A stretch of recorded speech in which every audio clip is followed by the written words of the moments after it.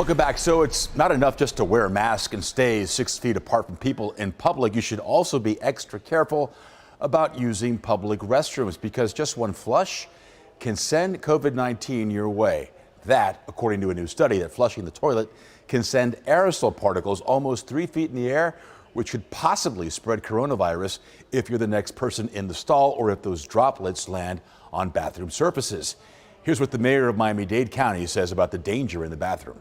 Now, we should be concerned, and that's one of the reasons why we say you must wear a mask when you go into a restroom and you must wash your hands, is because there have been some studies that say that it will remain in the air once you flush the toilet. Well, researchers suggest doing 3 things to reduce your risk. Put the toilet lid down before flushing, clean the toilet before using it. Since floating virus particles could have settled on the surface, wash your hands after flushing, as virus particles may be present on the flush button and the door handle.